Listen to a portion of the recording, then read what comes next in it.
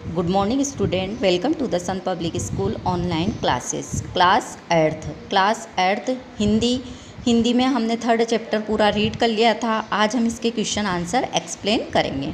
पहले देखेंगे हम पाठ्य पुस्तक के क्वेश्चन आंसर। फर्स्ट क्वेश्चन, मैंने उस कंपनी के हिस्सेदार की तरफ पहली बार श्रद्धा भाव से देखा। लेखक के मन में हिस्सेदार साहब के लिए श्रद्धा क्यों जग गई?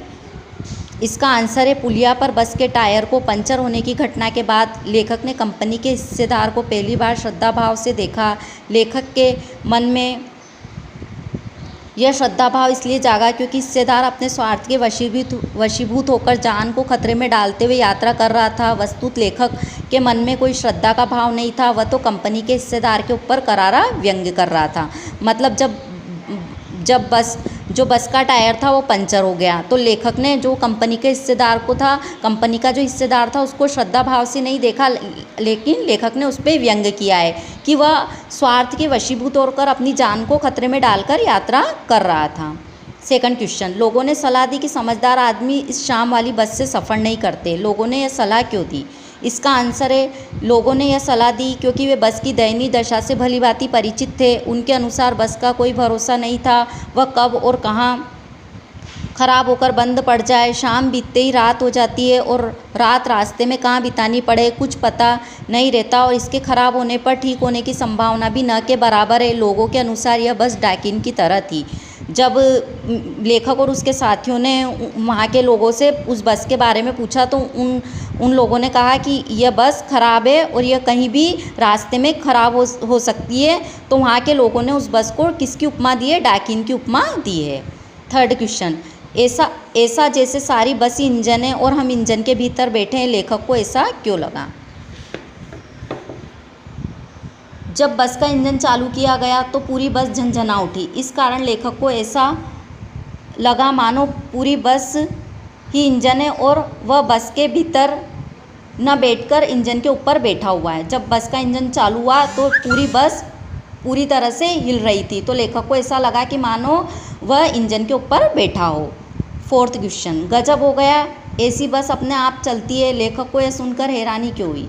इसका आंसर है, लेखक को यह सुनकर हैरानी इसलिए हुई क्योंकि देखने में तो बस अत्यंत पुरानी टूटी फूटी सी लग रही थी। उसे लग रहा था कि उस बस को चलाने के लिए धक्का लगाना पड़ता होगा, किंतु जब बस कंपनी के हिस्सेदार ने कहा कि यह बस अपने आप चलेगी तो बात लेखक को चकित कर रही थी।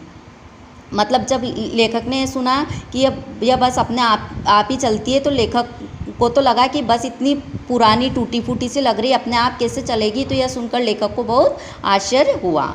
फिफ्थ क्वेश्चन, मैं हर पेड़ को अपना दुश्मन समझ रहा था। लेखक पेड़ों को दुश्मन क्यों समझ रहा था? इसका आंसर है, लेखक पेड़ों को अपना दुश्मन इसलिए समझ रहा था कि जो भी पेड़ आता उसे देखकर लेखक को डर लगता कि कहीं बस पेड़ से न टकरा जाए।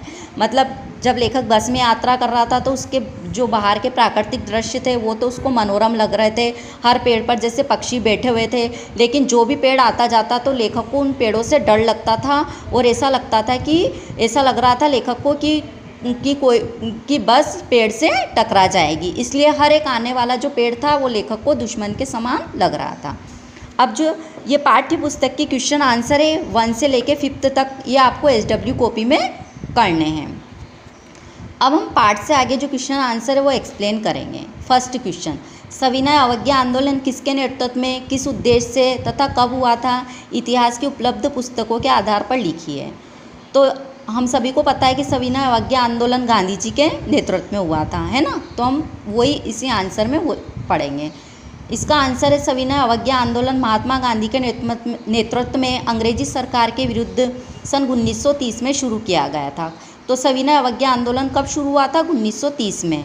अंग्रेज शासकों ने अपनी दमनकारी नीतियों से भारतीयों पर अनेक अत्याचार किए और उन्होंने नमक पर भी टैक्स लगा दिया। इसके विरोध में गांधी जी ने नमक बनाकर ब्रिटिश शासन के नमक कानून को तोड़ा। मतलब अंग्रेज शासकों ने दमनकारी नीति अपना के भारतीयों पर अनेक अत्याचार करते थे, लेकिन महात्मा गांधी जी ने अहिंसा का रास्ता अपनाया और उन्होंने नमक बनाकर इस ब्रिटिश शासन के नमक कानून को तोड़ा। अब सविनय अवज्ञा आंदोलन के क्या उद्देश्य थे? क्या था? भारतीय किसान व्यावसायिक खेती के लिए मजबूर थे, उन्हें इस मजबूरी से मुक्ति दिलाना।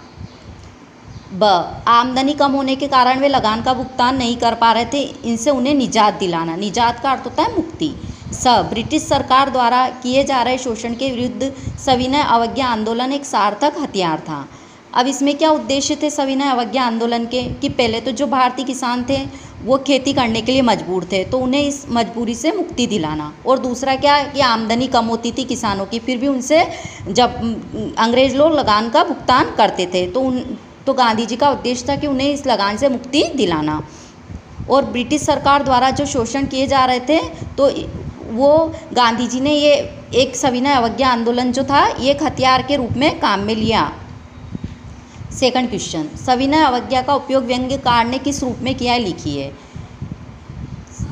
इसमें सविनय अवज्ञा का प्रयोग व्यंग्यकार ने खटारा बस के चलने या चलाए जाने के संदर्भ में किया है। उपयुक्त आंदोलन सन 1930 में ब्रिटिश सरकार की आज्ञा न मानने के लिए किया गया था।